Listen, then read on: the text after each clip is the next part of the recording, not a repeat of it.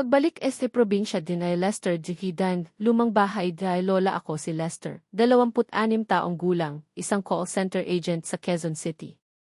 Sa kabila ng pagiging abala sa lungsod, minsan ay may mga tawag mula sa nakaraan na hindi mo kayang baliwalain.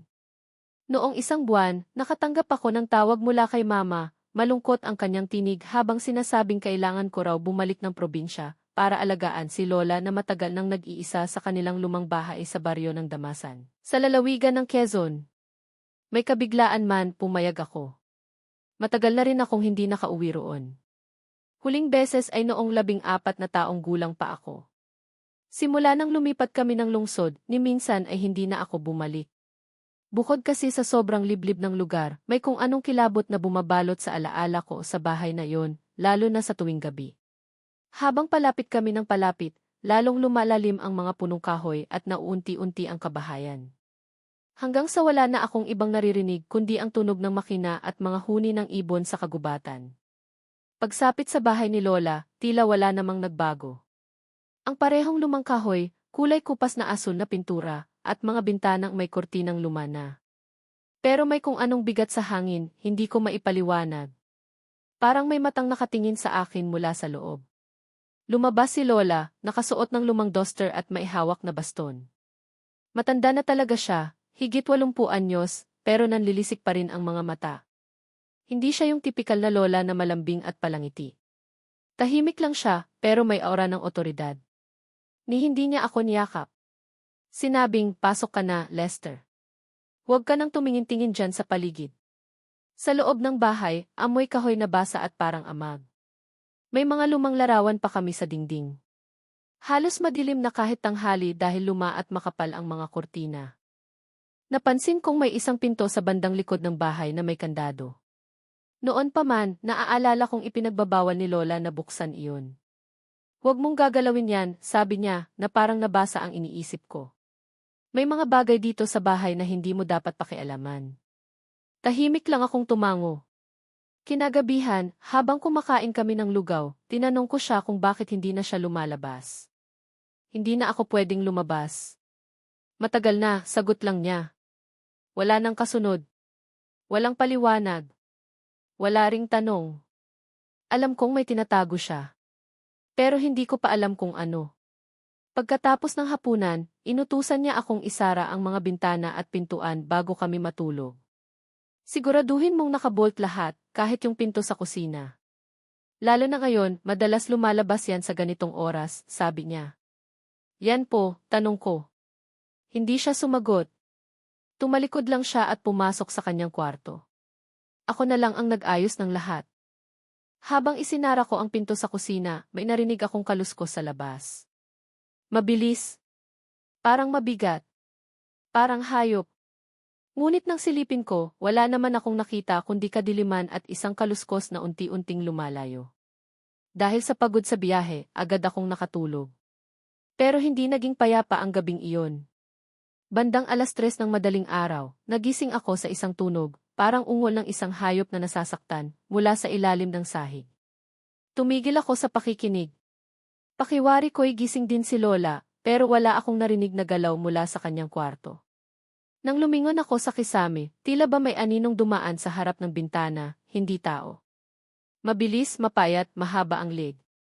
Kinabukasan, tinanong ko si Lola kung may alaga ba siyang hayop sa ilalim ng bahay. Wala, sagot niya. At sabay sabing, mag-ingat ka sa mga bagay na hindi mo naintindihan, Lester. Huwag mong subukang hanapin ang ayaw magpakita. Sa puntong iyon, nakumpirma ko na. May itinatago si Lola. At kung ano man iyon, nagsisimula na itong magparamdam. Simula nang dumating ako sa lumang bahay ni Lola, hindi ako lubusang nakatulog ng mahimbing. Hindi dahil sa lamok o init, kundi sa mga bagay na hindi ko maipaliwanag. Bawat gabi may kasamang kaba at tila ba may matang laging nakamasid. Ilang araw na ang lumipas, pero paulit-ulit pa rin ang mga kakaibang ingay tuwing oras ng gabi. Minsan, tila kaluskos sa bubong. Minsan naman ay ungol mula sa ilalim ng bahay. Hindi ko alam kung hayop ba iyon o mas masahol pa. Isang gabi, bandang 2:00 ng madaling araw, muling nagising ang diwa ko dahil sa isang malalim na kalabog. Para bang may bumagsak o may binagsakan. Umupo ako sa kama, pinakiramdaman ang paligid. Madilim. Mahangin. Nagsimulang humuni ang mga paniki sa labas. Mula sa bintana, nakita kong may aninong dumaan sa harap ng bahay, manipis, matangkad, at tila ba nakaluhod habang gumagalaw. Napabalikwas ako sa kama. Kinuha ko ang flashlight at dahan-dahang lumapit sa bintana. Nang isilid ko ang liwanag sa labas, wala akong nakita. Pero may iniwang marka ang anino, isang bakas ng paa sa putik. Malaki. Hindi pangkaraniwan ang hugis. Kinaumagahan, tinanong ko si Lola kung may umaaligid ba sa bahay. Tumigil siya sa paghalo ng lugaw at tumingin sa akin. Hindi lahat ng bagay na gumagalaw ay dapat kilalanin, Lester, sabi niya. Minsan, mas ligtas ang hindi pag-alam. Pero may nakita po akong anino kagabi. Parang hindi tao, sagot ko. Tumahimik siya, sabay sabing, kung ayaw mong masangkot sa mga bagay na hindi mo naiintindihan, huwag mong hayaan ang usisa mong lamunin ka. Mula noon, hindi na ako muling nagtangkang magtanong pa. Pero hindi ko rin mapigil ang sarili kong magmasid. Kinagabihan, habang nakahiga ako, narinig kong bumukas ang pintuan ng kusina. Maingat akong bumangon. Sa bawat hakbang ko papunta sa kusina, palakas ng palakas ang tunog ng kahoy sa ilalim ng sahig, tila ba may lumalakad din sa ibaba kasabay ko. Nang masilip ko ang kusina, nakita ko si Lola na nakatayo sa harap ng pinto ng bawal na silid, bit-bit ang isang bandehadong may takip. Tahimik lang siyang nakatingin sa kandadong pintuan. Maya-maya ibinuksan niya ang lock, dahan-dahan, at pumasok sa loob. Sinundan ko siya hanggang sa pinto, pero hindi ko narinig na isinara niya ito mula sa loob. Hindi ako kumatok. Hindi ako sumigaw. Pero tiyak ako, may kakaiba sa loob ng kwartong iyon. Ilang minuto lang at lumabas din si Lola. Wala na ang bandehado. Nang makita niya akong nakatayo sa tabi ng pinto, tiningnan niya ako ng malamig. Tulog ka dapat, matigas niyang sabi. Wala kang dapat pakialaman. Nagpatuloy siya papunta sa kwarto niya. Naiwan akong tulala, ramdam ang bigat ng hangin. Kinabukasan, habang naglilinis ako sa bakuran, nilapitan ako ni Mang Celso, isang matandang kapitbahay na nakasakay sa kanyang kariton. Inalok niya ako ng kamote, pero sa halip na umalis agad, nagtanong siya, ilang gabi ka na ba dyan sa bahay ng lola mo? Mag-iisang linggo na po, sagot ko. Bakit po? Walang nanatili dyan ng ganyan katagal. Madalas, isang gabi lang, umalis na agad. Baka hindi ka pa rin sinasadyang pakitaan. Pakitaan po ng ano, tanong ko. Hindi siya agad sumagot. Sa halip ay dumukot siya ng butil ng asin sa bulsa at inabot sa akin. Itago mo ito sa ilalim ng unan mo. Hindi mo man sila makita, siguradong sila inakamasid na. Bumigat ang dibdib ko. Gusto kong tanungin pa, pero umalis agad si Mang Celso. Gabi na naman. At tulad ng dati, nagsara kami ng mga bintana at pinto. Inayos ko ang asin sa ilalim ng unan. Lumuhod ako sa kama, nanalangin at pilit na pinakalma ang sarili. Ngunit bandang 3:00, may narinig akong mahihinang yabag sa labas ng kwarto ko. Bubuksan ko na sana ang pinto para silipin, nang biglang may tumapik sa bintana, 3 beses. Tumigil ang mundo ko. Hindi ko nagawang kumilos. Para akong lantang gulay na nanigas sa takot. Dahan-dahan akong lumingon, at sa kabila ng kortina ay may aninong hugis tao, pero mali ang proporsyon. Ang lieg ay mahaba. Ang daliri ay tila patulis. At may mga matang kulay dilaw na nakatitig sa akin. Hindi ako huminga. Hindi ako nagsalita. Pilit kong hinawakan ang asin mula sa ilalim ng unan at itinapon ko ito sa bintana. Sabay noon, nawala ang anino. Kinabukasan, nang ikwento ko ito kay Lola, tahimik lang siya. Pero may kinuha siya mula sa kanyang aparador, isang lumang kwintas na may pulang bato. Isuot mo ito, Lester. Matagal mo nang dapat suot to. Akin yan dati, at ako na rin ang may gawa niyan, sabi niya. Para saan po to, tanong ko. Para sa mga matang ayaw mong makakita sa'yo. Simula ng gabing yon, tuloy-tuloy na ang kababalaghan. Ang mga tunog ay mas malakas. Ang mga anino ay mas malapit. At ang pinto ng bawal na silid ay tila mas madalas nang inaabala ni Lola. Hindi ko alam kung gaano pa ako tatagal dito. Pero ramdam ko, ang sikreto ng bahay na to ay malapit ko nang matuklasan. At kapag nalaman ko na baka hindi na ako makabalik sa Maynila pakailanman. Hindi ko inaasahang ang simpleng pananatili sa bahay ni Lola ay magiging ganito kabugso ng kababalaghan. Sa bawat araw na lumilipas, mas nararamdaman kong may nililihim hindi lang si Lola, kundi ang mismong bahay at ang buong baryo. Tila lahat ng tao sa paligid ay may alam, ngunit pinipiling manahimik. Isang hapon, naisipan kong mag-ikot sa paligid. Pumunta ako sa tindahan ni Aling Susan, ang matandang tindera sa may kanto. Nakilala ko siya noong bata pa ako. Ngayon, mas matanda na siya, halos puti na ang lahat ng kanyang buhok at halos wala ng ngipin. Ay! Si Lester ba yan? Bungad niya. Anak ni Elsa. Opo, ako po yon. Bumalik po ako para alagaan si Lola. Tumango-tango si Aling Susan. Buti ka pa, may tapang. Hindi lahat nakakabalik dyan sa bahay ng nanay mo. Napakunot noo ako. Bakit po? Hindi agad siya sumagot. Umiling lang tapos binigyan ako ng libreng candy. Basta magdasal ka lang palagi, iho. At huwag kang lumalabas kapag 2:00 ng madaling araw. Bakit po? May nagbabantay po ba sa gabi? Hindi lang isa, Lester. Hindi lang isa, nagpatuloy ako sa paglalakad, at habang pauwi, nadaanan ko si Mang Erning, ang retiradong sundalo na minsang tinulungan ni Lola noong nagkasakit siya. Nakaupo siya sa bangko sa ilalim ng puno ng mangga. "Uy Lester," tawag niya. "Kumusta ang paninirahan sa lumang bahay?" "Medyo nakakapanibago po." Tahimik pero parang may kakaiba. Tumango siya. "Alam mo, bata pa lang ako, may mga kwento na tungkol sa bahay na yon. Ang sabi, dati raw may 3 bata na nawawala taon-taon. Laging sa buwan ng Nobyembre. Tapos may mga residente ang nakaririnig ng iyak mula sa lupa, sa ilalim ng bahay ng lola mo." Parang kinilabutan ako sa narinig ko. Totoo po ba iyon? Sino ba namang makapagsasabi ng totoo o hindi? Pero ang totoo, wala ni isa sa mga batang nawawala ang natagpuan. At palaging may nakikitang anino sa bintana ng likod ng bahay mo, kahit walang tao roon. Bumigat ang dibdib ko sa mga narinig ko. Sa aking pag-uwi, naisip kong muling silipin ang lumang photo album sa sala. Kinuha ko ito mula sa estanteng puno ng alikabok. Isa-isa kong binuklat ang mga pahina.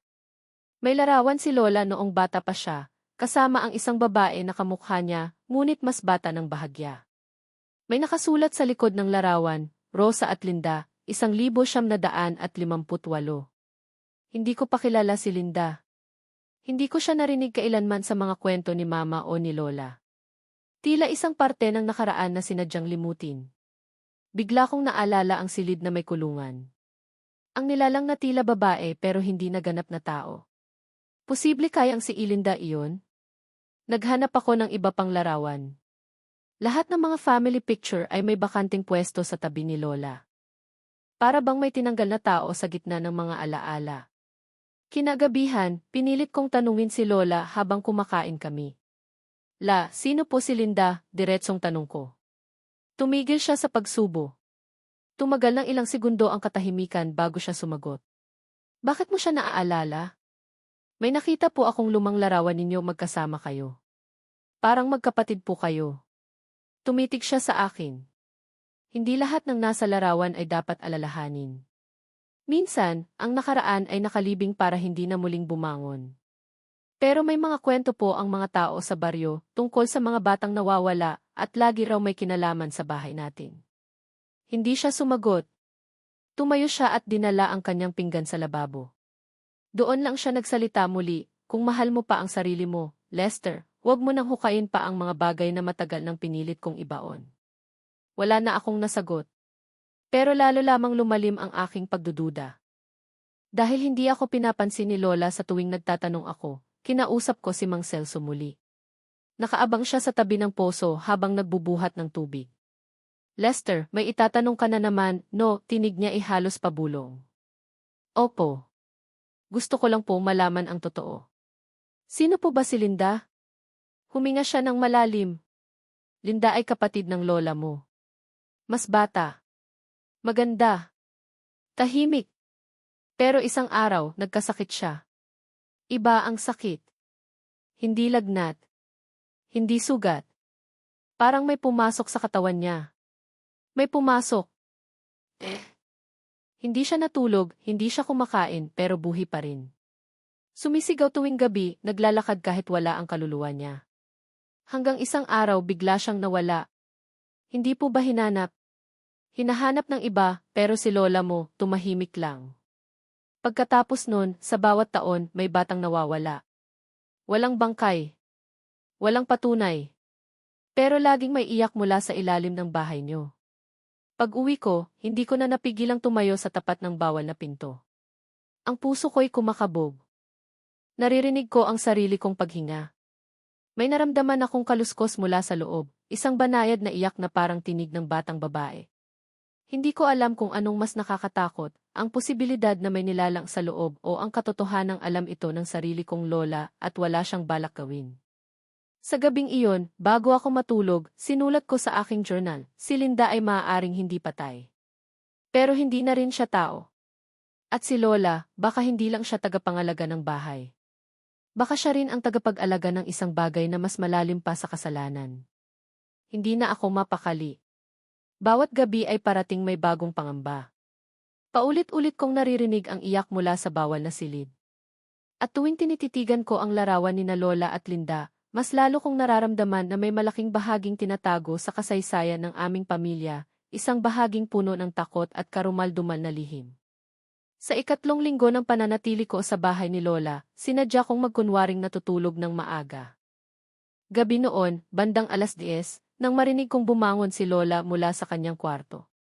Maingat akong tumayo at dahan-dahang lumapit sa pinagmumula ng tunog. Sa maliit na siwang ng pinto, nakita ko siyang muling dumaan patungong bawal na silid. Bitbit niya na naman ang bandehado na natatakpan ng puting tela. Kita ko rin ang maingat na paglalakad niya, tila ba ayaw niyang may magising o marinig ang paglalakad niya.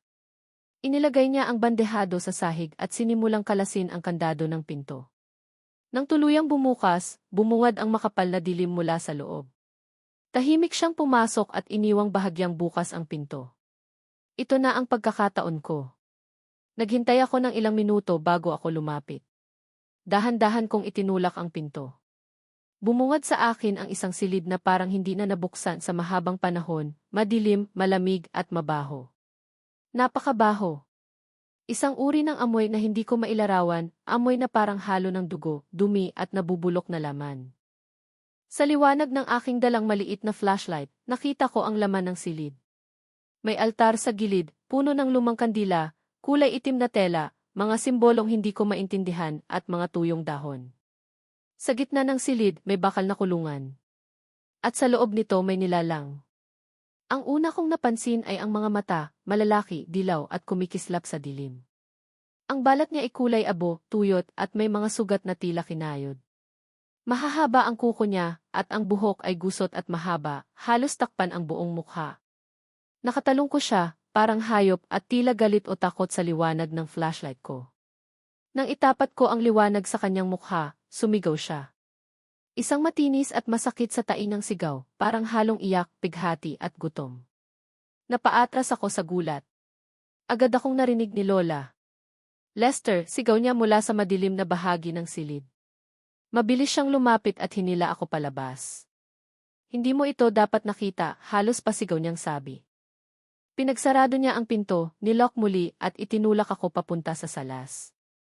Anong nakita ko iyon, La? Tao ba iyon? Bakit may nakakulong sa silid? Hindi siya agad nagsalita. Huminga siya ng malalim. Umupo siya sa sofa, hawak ang kanyang dibdib. At sa unang pagkakataon, nakita ko siyang takot, hindi dahil sa akin, kundi sa kung anong pinipilit niyang itago. Siya si Linda ang aking kapatid, mahina niyang sabi. At siya ay hindi naganap na tao. Tahimik ang paligid. Ang tunog lang ng orasan sa dingding ang maririnig. Matagal na yon, Lester, bulong ni Lola.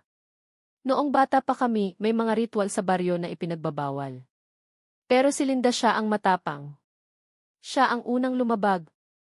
Anong klaseng ritual, La? Ritual para sa kaligtasan at kapangyarihan. Sumasamba sila noon sa mga nilalang na hindi natin kayang ipaliwanag, mga nilalang ng gabi. Isa roon ay ang tinatawag nilang diwata ng gutom. Isang gabi, sumama siya sa grupo ng mga matatandang babae sa gubat. Pinilit nilang ialay si Linda. Pero hindi natuloy ang kabuuan ng ritual. Nagulo ito.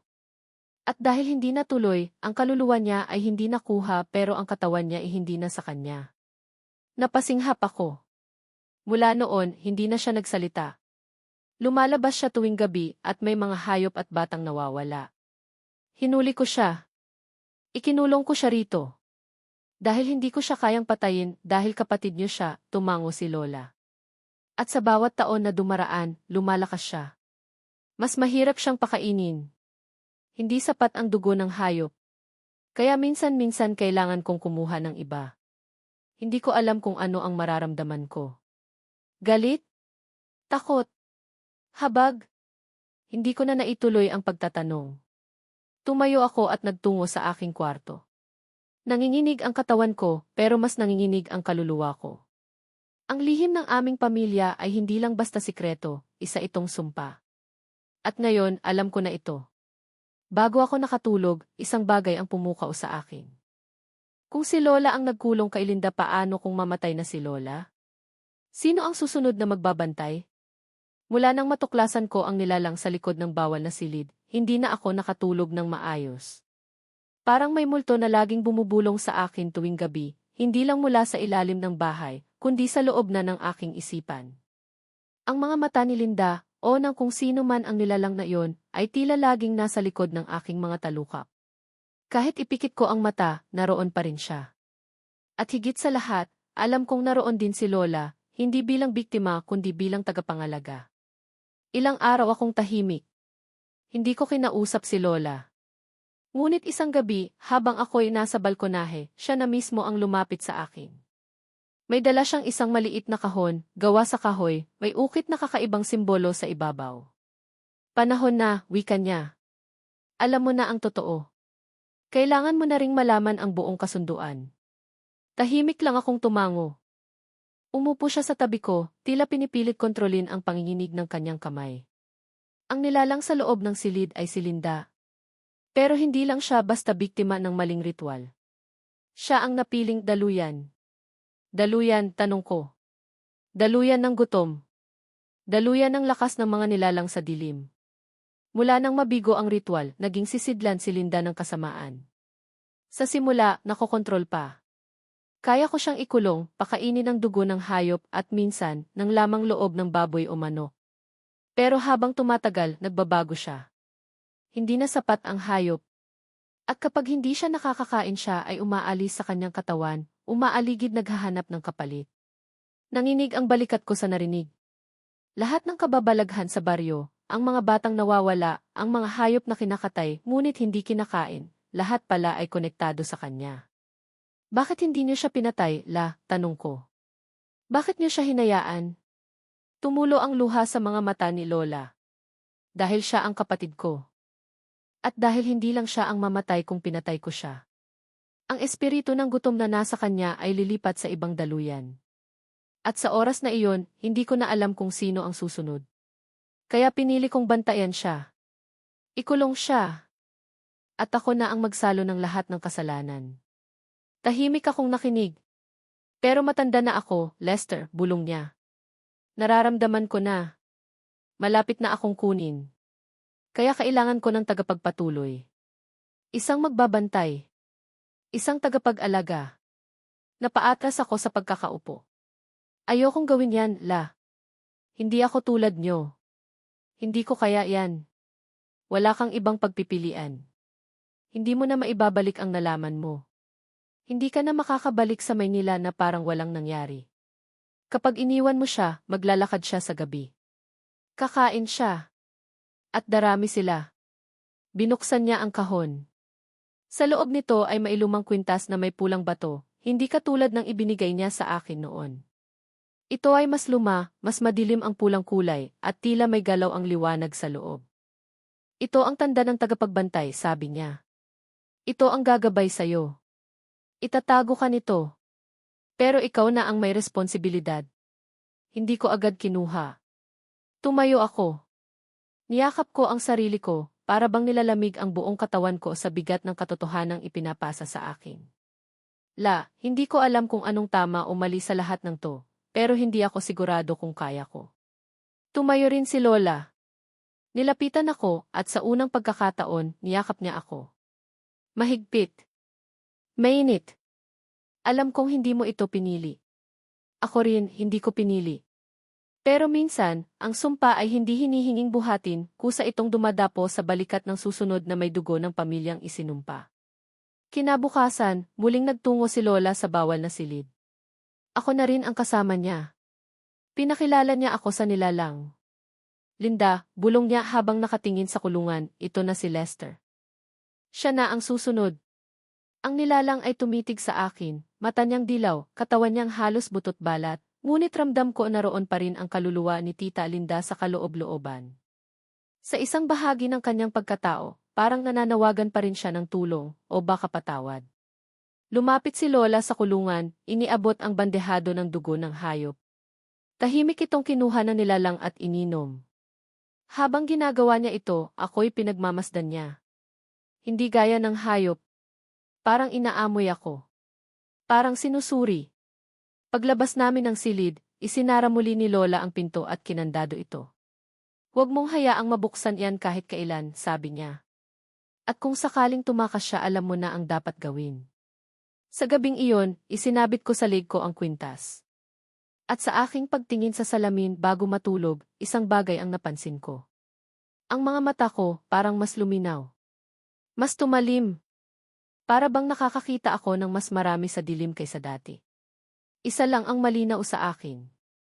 Hindi na ako ang dating Lester. Isa na akong tagapagbantay ng isang kasunduang hindi ko pinasok ngunit kailangang panindigan.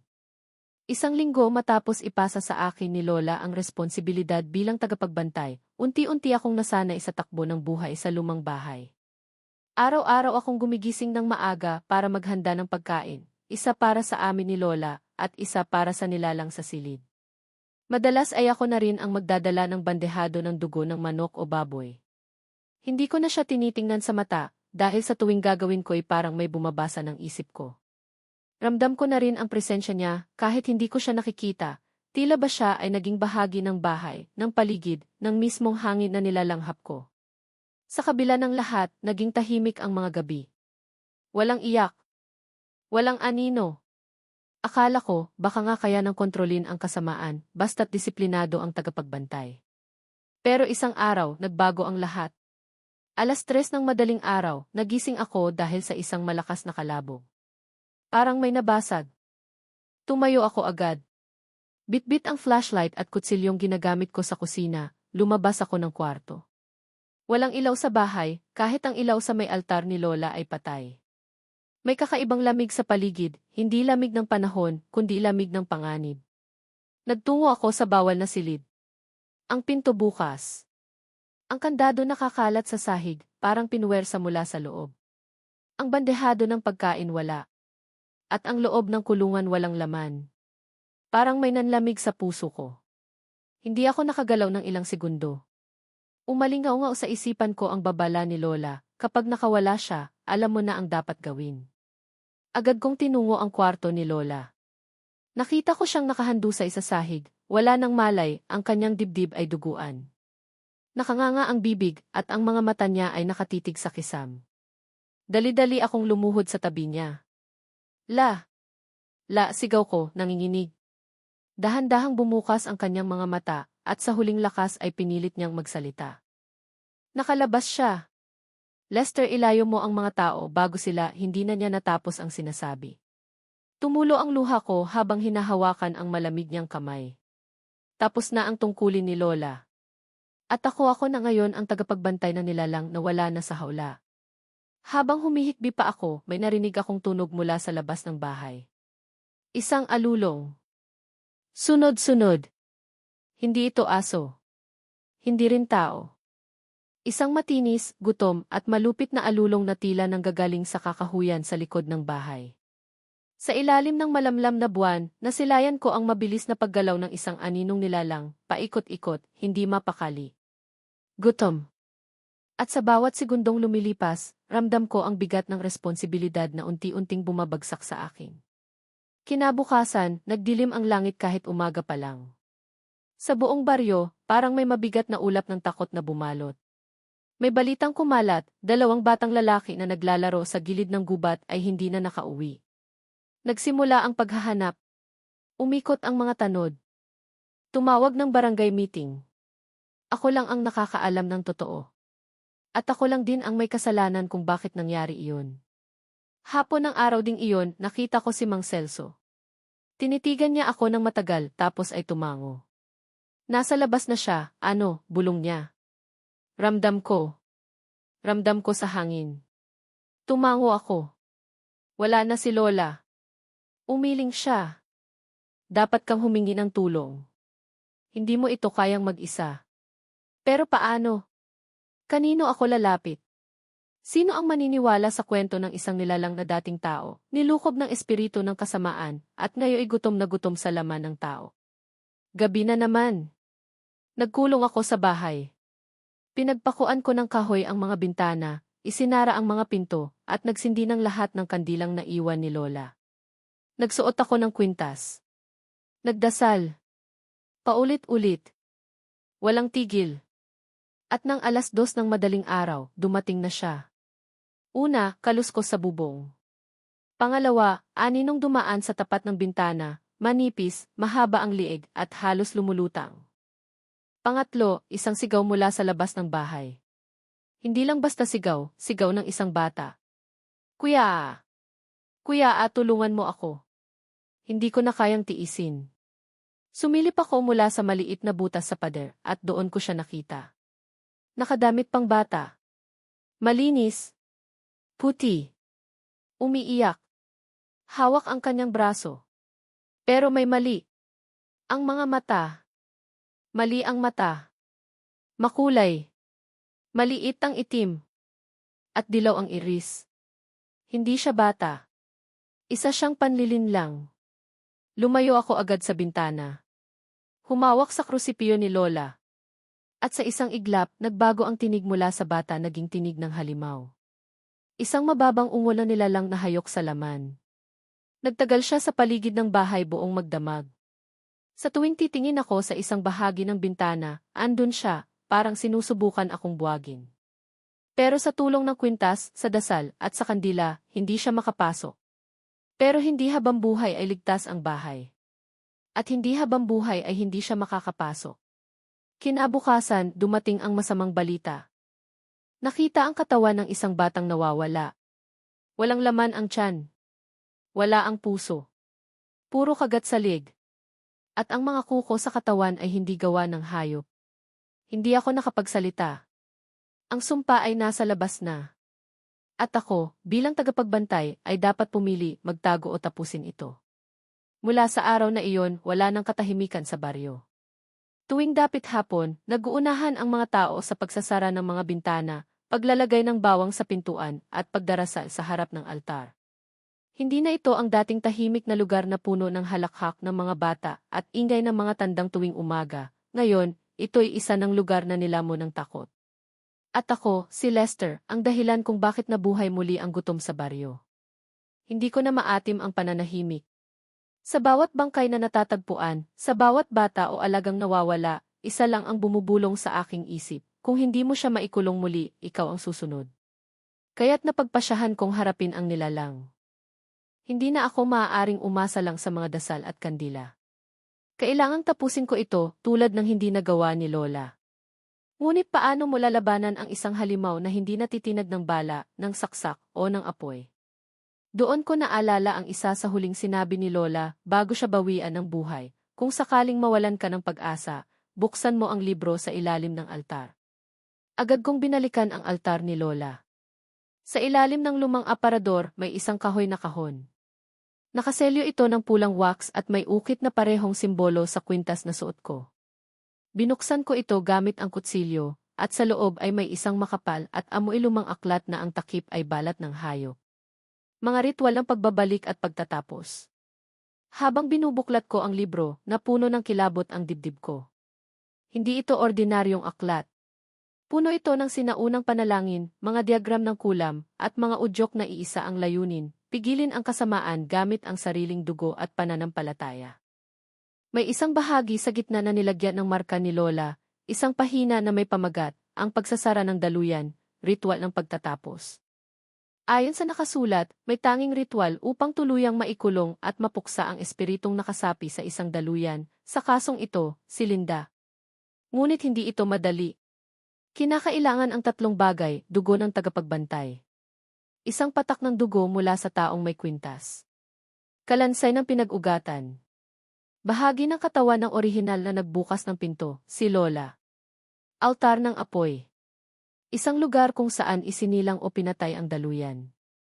At sa pagtatapos ng ritual, kailangang harapin ng tagapagbantay ang nilalang at bigkasin ang salitang pamamaalam na tanging makikita lamang sa likod ng aklat. Kinabukasan, sinimulan ko ang paghahanda. Dumaan ako sa libingan ni Lola. Sa mabigat na puso, humukay ako sa mismong lupang pinaglibingan sa kanya, at nakuha ko ang buto ng kanyang daliri, isa lang, sapat na raw iyon ayon sa aklat. Nilinis ko ito, inilagay sa lalagyan ng langis at inihanda para sa ritual. Kinagat ko rin ang aking hinlalaki upang makakuha ng dugo. Isang patak, inilagay ko sa basong may asin. At ang huli ang altar ng apoy. Muli kong binuksan ang bawal na silid sa lumang bahay. Sa mismong lugar kung saan isinilang si Linda at unang sumanib ang espiritu sa kanya, doon ko ilalatag ang mga sangkap. Gabi ng ritual. 2:00 ng madaling araw. Isinara ko ang buong bahay. Inilatag ko ang kwadradong simbolo mula sa aklat sa gitna ng silid gamit ang asin, abong kahoy at pulang sinulid. Inilagay ko sa gitna ang buto ni Lola, ang baso ng asin at dugo, at ang kwintas ko ay isinabit sa itaas ng altar. Sa isang kandilang pula, sinimulan ko ang orasyon. Habang binibigkas ko ang mga sinaunang salita, nagsimulang umalog ang sahig. Parang may naglalakad sa paligid ng bahay. Muli naroon ang kaluskos. Ngunit mas malakas na. Ang hangin ay biglang lumamig. Ang kandila ay halos mamatay. At mula sa kadiliman dumating siya. Si Linda. O ang nilalang sa loob ni Linda. Dahan-dahan siyang lumapit sa altar. Ang mukha niya ay lumulutang sa pagitan ng tao at hayop, isa ang mata niyang pula, isa idilaw. Ang balat niya ay parang nasusunog ngunit hindi natutunaw. Ang mga kuko niya ay humahaba sa bawat hakbang. Ngunit hindi siya makapasok sa bilog ng asin. Nagsalita siya. Lester, anong ginagawa mo? Hindi mo ba ako naaalala? Ako si Tita Linda, hindi mo ako pwedeng saktan, ngunit hindi na ako natitinag. Alam kong panlilinlang lang iyon. Itinuloy ko ang panalangin at sa huling bahagi, binasa ko ang salitang pamamaalam sa likod ng aklat, ilagnak rumihan ulokran, pahimikin dengue, hindi mapapawi. Sumigaw si Linda. Isang sigaw na halos pumutok ang mga salamin sa bahay. Kumapit siya sa hangin, tila pilit pumapasok sa altar, ngunit hindi siya makalapit. Umangat ang katawan niya sa ere, parang hinihigop papasok sa pulang apoy na nilikha ng ritual. Pati ako ay napaatras sa lakas ng hangin. Pagkatapos ng huling salita, isang matinis na tunog ang bumalot sa buong paligid, at sa isang iglap, nawala si Linda. Ang katawan niya ay naging abo at bumagsak sa gitna ng simbolo. Tahimik. Walang galaw. Tumigil ang lahat. Tanging ang kandila ang naiwan sa gitna, nagliliyab pa rin, ngunit unti-unting naupos. Napaluhod ako. Hindi dahil sa takot, kundi sa bigat ng lahat ng nangyari. Nagawa ko. Naitama ko ang pagkakamali ni Lola. At sa wakas, natigil na ang gutom sa baryo. Ilang araw matapos ang ritual, unti-unting bumalik sa katahimikan ang baryo. Ang dating mga gabi ng takot ay napalitan ng payapang hangin at kaluskos ng dahon. Wala nang alulong sa gabi, wala nang batang nawawala, at higit sa lahat wala nang halimaw na gutom na gumagala sa paligid. Sa unang pagkakataon, nakatulog ako ng mahimbing. Ngunit habang ako'y natutulog, isang panaginip ang dumalaw sa akin. Nasa gitna raw ako ng kakahuyan. Madilim. Malamig. Sa harap ko ay may matandang babae na nakatalukbong ng itim. Hindi ko makita ang mukha niya, pero naririnig ko ang tinig niya. Hindi pa tapos, Lester. Ang sumpa hindi yan natatapos sa isang ritual lang. Pagkatapos, isang matinis na tawa ang bumalot sa paligid bago ako nagising. Kinabukasan, pinuntahan ako ni Mang Celso. May dala siyang basket ng prutas at tinapay, at isang lihim na mensahe sa kanyang mga mata. "Kamusta ka na, Lester?" anya habang nakatitig sa akin. "Ayos lang, Mang Celso." Tahimik na, sagot ko, pilit mumiti. Umupo siya sa balkonahe at huminga ng malalim. Hindi lahat ng baryo ay may tagapagbantay. At hindi rin lahat ng nilalang ay nakukulong, sabi niya. Tumingin ako sa kanya. "Ano nang ibig mong sabihin?" Lumapit siya sa akin at dahan-dahang nagsalita. "Ang totoo, Lester, hindi lang si lola mo ang may tinatagong lihim. Buong baryo, bahagi ng kasaysayang iyon. Hindi mo pa alam ang lahat." Kinabukasan, dinala ako ni Mang Celso sa isang lumang bahagi ng baryo, isang abandonadong bahay sa likod ng simbahan. Ayon sa kanya, ito raw ang orihinal na tahanan ng mga unang tagapagbantay. Sa loob ng bahay, may mga lumang larawan, libro, at mga gamit na may parehong simbolo ng kwintas ni Lola. Sa gitna ng lumang silid, may isang malaking painting. Litrato ito ng isang pulutong ng matatanda, lahat suot ang parehong kwintas. Nakatayo sa gitna si Lola. Bata pa siya noon. At sa likuran nila, may nakaupo sa isang silya, nakaposas, may takip ang bibig, at may pulang mata. Si Linda. Hindi ko na napigilan ang tanong. Paano siya nabuhay muli? Bakit siya muling lumitaw? Sagot ni Mang Celso, bawat daluyan ay may ugat. At ang ugat ng kasamaan ay hindi basta-basta namamatay.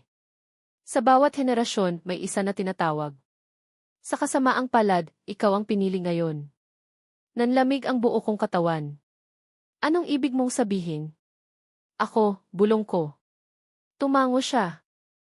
Ang sumpa ay hindi natatapos sa halimaw kundi sa lahi. Kailangan mong alamin ang buong katotohanan tungkol sa pamilya mo. Bumalik ako sa bahay at muling sinuri ang mga gamit ni Lola. Sa ilalim ng aparador, may isa pang kahon na hindi ko agad napansin. Binuksan ko ito at doon ko nakita ang mga sulat ni Lola, mga lihim na hindi niya kailanman nasabi. Isa sa mga liham ang nakaukit sa akin, Lester, kung binabasa mo ito, ibig sabihin ay isa ka ng ganap na tagapagbantay. Ngunit may isa pa akong hindi nasabi, ang dugo ng ating pamilya ay hindi lang tagabantay kundi pinag-ugatan din ng nilalang. Si Linda ay kapatid ko. Bunga siya ng isang kasunduan noong panahon ng digmaan. Isinilang siya upang magbantay ng espiritu, ngunit nilamon siya nito. Ako ang unang nagtangkang iligtas siya, pero ako rin ang nagkulong sa kanya. At ngayon, ikaw ang huling magtatapos sa kasaysayan ng ating lahi. Nabigla ako. Parang bumagsak sa balikat ko ang bigat ng buong mundo. Ibig sabihin, hindi lang basta ako napadpad sa lumang bahay na ito. Hindi lang ako basta pinili. Dugo ko mismo ang dahilan kung bakit nabuhay muli si Linda. Dahil sa natuklasan, napilitan akong bumalik sa silid kung saan ko isinagawa ang ritual. Ngunit may pagbabago. Sa gitna ng altar, may bagong marka sa sahig, parang may sumabog mula sa ilalim, at isang pulang anino ang naiwan sa kahoy. At mula sa kisame, may mga tunog na muli kong narinig. Kaluskos. Pagkaskas. Alulong. Hindi pa tapos. Kinabukasan, isang matandang babae ang dumating sa bahay. Hindi ko siya kilala, pero kilala niya ako. Lester, ako ang dating tagapagbantay ng sitio sa Lumagi. Matagal na akong umaaligid sa baryong ito. At alam kong may bagong panganib na nagbabantang bumangon. Tumingin siya sa akin ng malalim. Ang ritual na ginawa mo ay hindi pagpuksa kundi pansamantalang pagkulong lamang. Sa loob ng 7 taon, mananahimik ang halimaw. Ngunit sa 8 taon, muling maghahanap ito ng daluyan.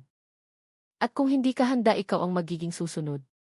Sa mga sandaling iyon, naintindihan ko ang kabuuan ng aking kapalaran. Hindi ito kwento ng isang kabataan na tinawag upang maging bayani. Ito'y kwento ng isang lahi na sinumpa. At ako ang nagsasara ng isang kabanata upang harapin ang susunod. Epilogo. Lumipas ang 3 buwan. Tahimik na muli ang baryo. Binalikan ng mga tao ang normal nilang pamumuhay. Pero sa puso ko, alam kong hindi ako tulad nila. Tuwing gabi, binabantayan ko pa rin ang mga anino. Hindi ako natutulog ng mahimbing. At hindi ako naglalakbay ng malayo. Bawat taon, bilang ko. Hanggang sa dumating ang 8 taon. At kung sakaling hindi ako makaligtas, may nakaabang ng tagapagmana. Dahil sa baryong ito. Laging may itinagong aswang. 22.